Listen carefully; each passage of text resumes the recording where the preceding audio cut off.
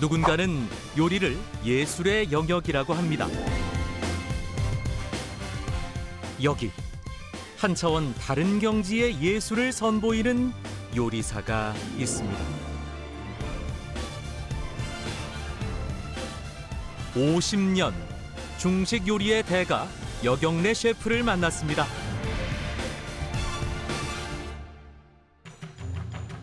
주방에 조리 로봇이 등장한 시대.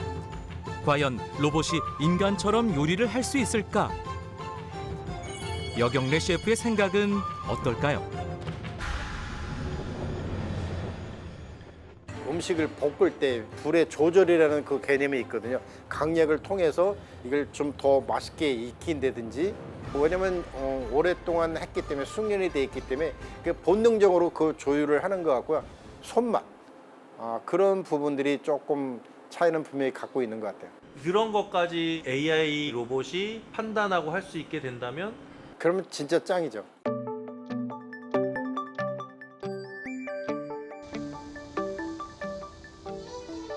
여경래 셰프가 한 회사 건물에 위치한 식당가를 찾았습니다. 점심을 먹으려는 직장인들로 붐비는데요.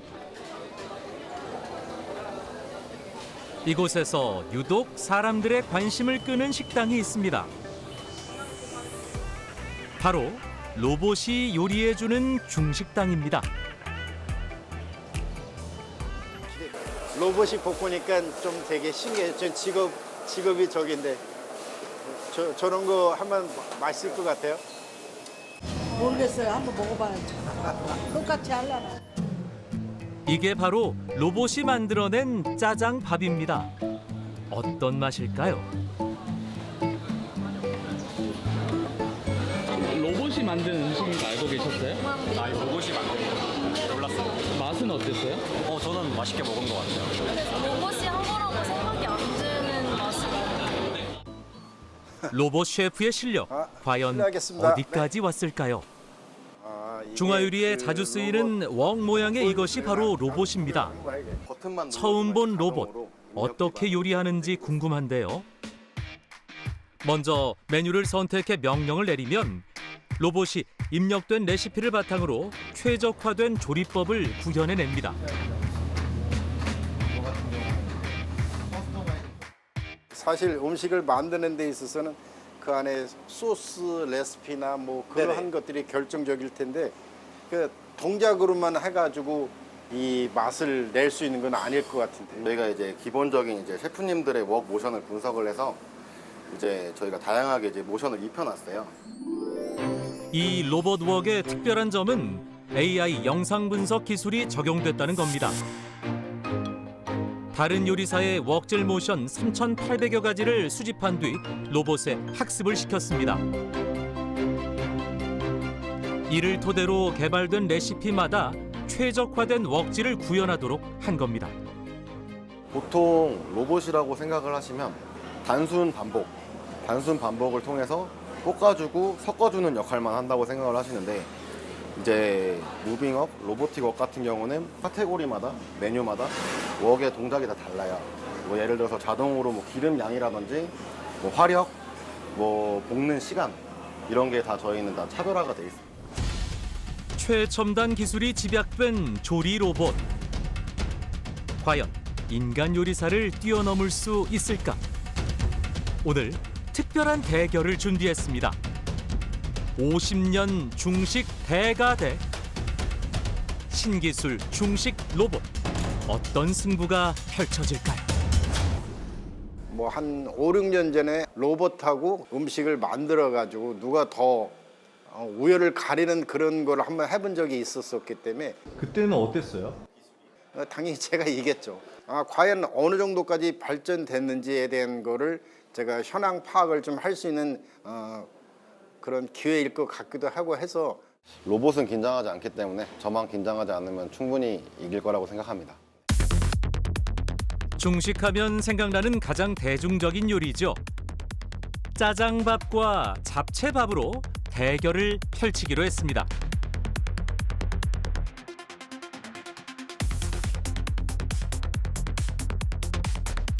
음식을 평가해줄 6명의 일반인 시식단을 모셨습니다.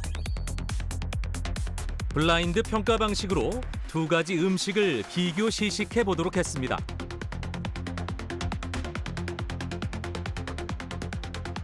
정말 사람처럼 오감을 활용해서 바로 대응할 수 있는 그런 기술이 된다면은 그때는 이길 수 있을지 몰라도 아직은 부족하지 않을까. 그럼 알파고 때처럼 AI가 더 잘하는 결과도 나올 수 있지 않을까 그런 생각도 있어요.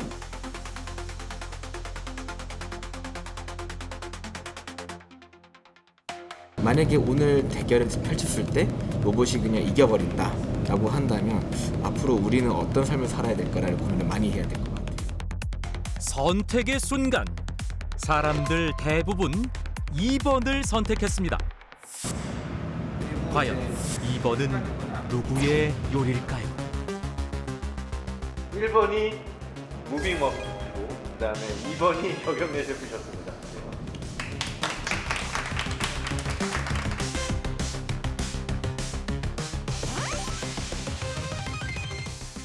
저는 2번 둘 다 2번을 선택을 했는데요. 일단은 저는 차이가 좀 컸다고 생각을 했습니다. 재료가 뭔가 2번 같은 경우에는 하나로 묶여져 있는 느낌이 들었었고 각 그 재료 하나하나에 정성이 있었다라는 그런 생각이 들었었어요. 저도 2번하고 2번 같이 선택했는데요. 꼭 익힌 정도도 좋았고 그다음에 양념도 잘 배어들었고 맛도 더 좋았고 그래서 저는 2개 다 2번을 선택했습니다. 감사합니다. 좋은 말씀. 왜냐하면 제가 음식 만드는 사람으로서 지금 제가 더 발전을 하기 위해서는 그런 쪽에 길을 더 많이 기울도록 하겠습니다. 감사합니다. 제일 무서운 거는 사람들이 제가 그때 지쳐갖고 헥헥대는데도 얘는 아직도 눌러만 놓기만 세팅돼 있으니 그걸 계속 반복하니까 강점은 그런 거라고 생각하고 그게 어느 정도 이제 포인트를 다 체크를 해놓게 되면 진짜 사람들의 어느 정도의 역할은 최소한 3분의 1, 2분의 1 정도는 그 역할을 충분하게 할 거라고 생각하니까 이제 우리들 눈앞에 거의 다가와 있는 그런 느낌을 받았습니다. 솔직히 말씀드리면 사람을 100% 따라할 수는 없어요. 네. 그치만 이제 맛의 균일성, 그리고 이제 노동력 절감 등 뭐 이런 걸로 인해서 사람이 하는 거에 한 90% 정도만 돼도 일정한 맛이 나고 그러면 성공이지 않나 싶습니다. 직원 없이 로봇 혼자서 운영하는 무인 가게. 손님마다 원하는 재료를 선택하면 주문에 맞게 음료를 만들어 서빙까지 해주는 스무디 로봇. 피자를 조리해 완성된 제품을 상자에 넣고 조각으로 잘라주는 피자 로봇. 튀김만을 전문으로 하는 로봇까지 주방에 인공지능 로봇 기술을 도입한 푸드테크는 새로운 첨단 산업으로 각광받고 있습니다.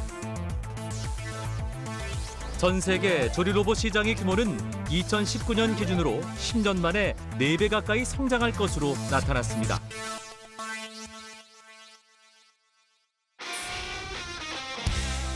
우리나라 최초로 바비큐 명장으로 선정된 이승열 셰프. 그에게 고기를 잘 굽는다는 건 어떤 걸까요? 고기를 잘 굽는다라는 건 첫 번째는 가장 중요한 건 불 관리예요.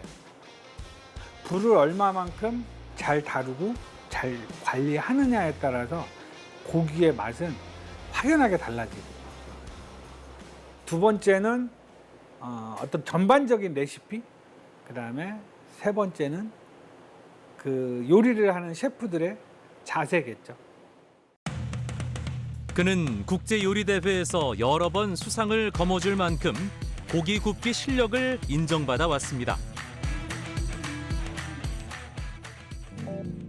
훈제 바비큐의 일종인 브리스킷은 이승열 셰프가 자부심 있게 내놓는 메뉴.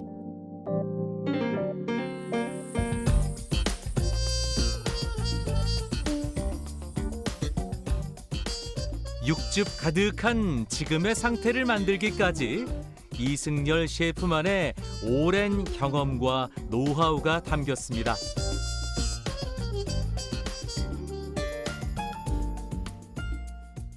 저도 이게 완성품이 나오기 전까지는 정말 수많은 시행착오를 겪었고 수많은 고기를 버려가면서 계속 반복적으로 해서 지금 오늘날 손님한테 나가는 최적의 상태의 바비큐가 완성이 된 거거든요. 그의 음식을 맛보기 위해 멀리서부터 찾아온 손님들로 식당은 늘 붐빕니다.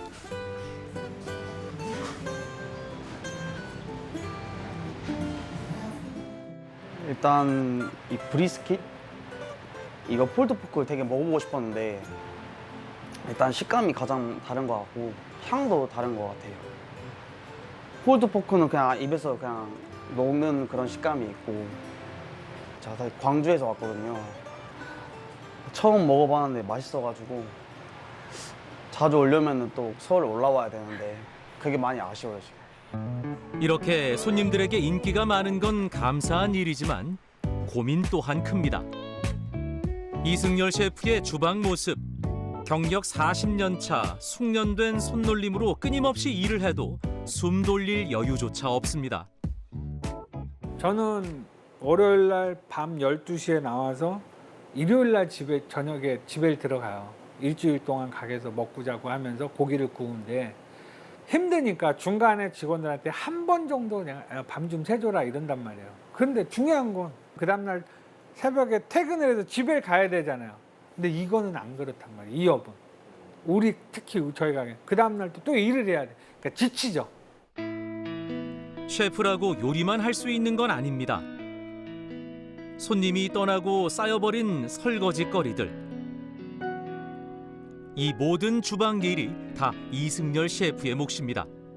사실 뭐 힘든 부분을 얘기하자면 뭐 수도 없이 많겠죠. 그런데 그 중에 제일 핵심적인 거는 일단 첫째 인력 관리. 뭐 요즘 뭐 경기가 힘들어서 버티다가 접는 분들도 계시지만 인력난 때문에 접는 분들도 상당히 많아요. 정직원도 써보고 알바도 써보고 파트로도 구해보고 다 썼어요. 근데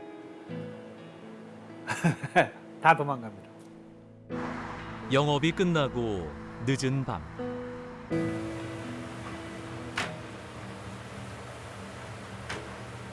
내일 판매할 재료를 손질해 놔야 합니다.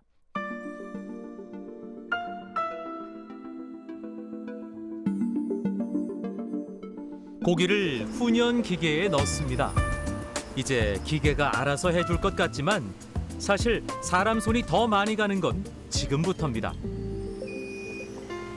지금 이제 고기를 넣고 불을 땡기는 순간부터는 완성돼서 나올 때까지는 저는 이 그릴 밖을 벗어나면 안 되는 거예요. 이 주위에 맴돌면서 시간마다 온도 체크해줘야 되고 중간중간에 모핑도 해줘야 되고 그런 과정을 계속 완성될 때까지 해줘야 되니까 퇴근도 못하고 그러는 거죠. 네.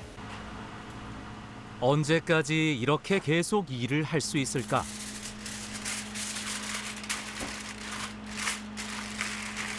처음에 생각했던 거와 너무 다른 삶이 형성이 되니까 지치고 쌓여서 나중에 폭발을 빵 하면 그게 바로 폐업이에요. 정말 많이 봤어요. 이런 인력난은 이승열 셰프만의 고민이 아닙니다. 일하려는 사람을 구하지 못하다 보니 식당 운영 자체가 어렵습니다. 서울에 위치한 한 로봇 개발 회사. 여기 자영업자들과 셰프들의 고민을 덜어줄 물건이 있다는데요. 구경 왔습니다. 어떤 기계가 어떤 건가요? 아, 요거. 아, 예.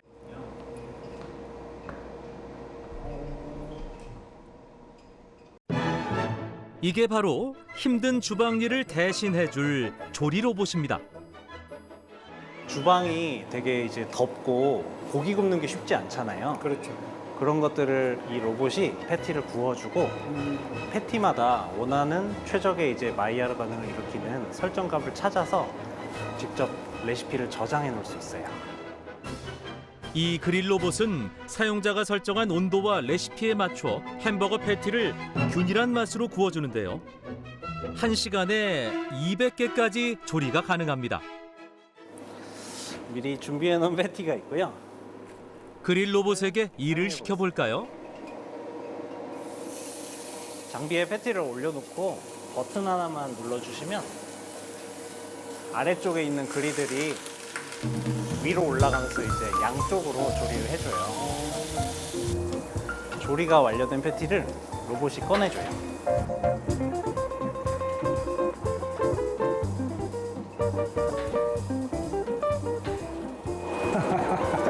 신기하네요. 대략 구워지는 시간은 어떻게 되는 거죠? 지금 요 패티는 우리가 설정해 놓은 거가 67초로 돼 있거든요. 67초. 1분, 대략 1분 정도. 맛이 궁금해지는데요. 1분 만에 그릴 로봇이 구운 패티가 완성됐습니다. 고기 굽기 명장 이승열 셰프도 로봇이 구워준 고기를 맛보는 건 처음입니다.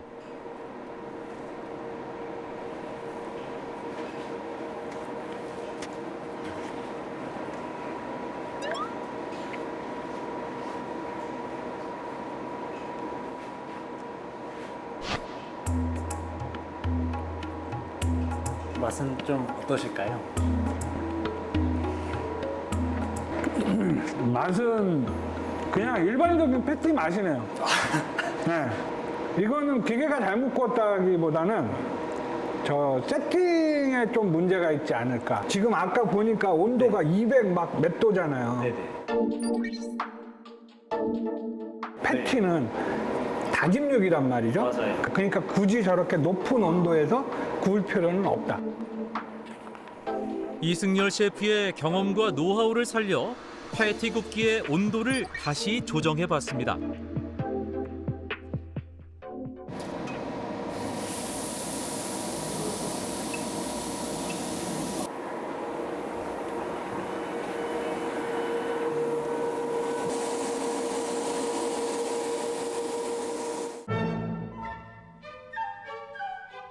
약간 아까보다 지글지글 익는 소리가 좀 많이 그렇죠. 조용해졌죠. 아까는 순식간에 냄새가 확 퍼졌다면 지금은 아까보다 좀 더 은은하게 비주얼 좋네. 온도 설정을 달리해 구운 패티. 맛에는 과연 어떤 차이가 있을까요?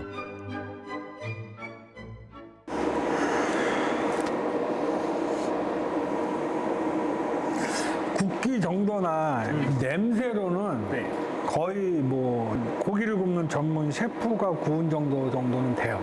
퀄리티가 굉장히 높아요. 잘 익은 것 같은데? 같이 드셔보세요. 네.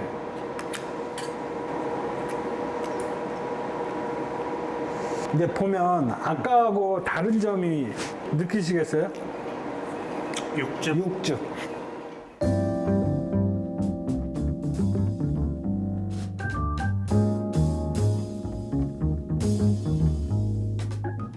괜찮은데?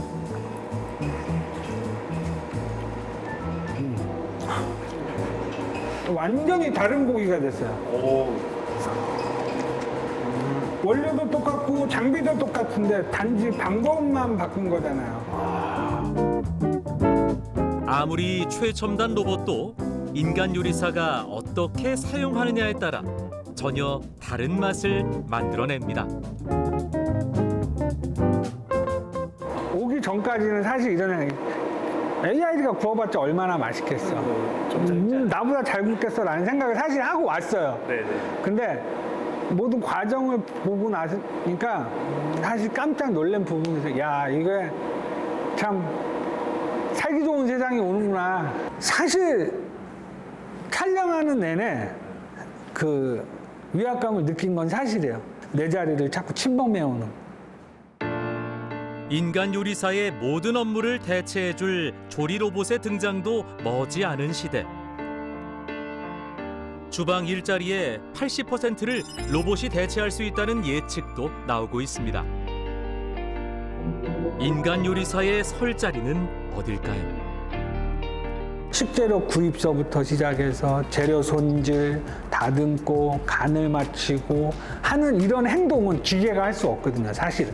내가 이 기계를 가지고 좀 더 맛있는 요리를 만들 수 있는 걸 연구해야 되니까 내가 얘를 어떤 방법으로 응용을 해서 또 하나의 레시피를 만들어내는 거죠. 그러다 보면 제가 더 열심히 하는 계기가 되지 않을까. 예, 머물러 있는 요리사가 아닌 발전하는 요리사. 예.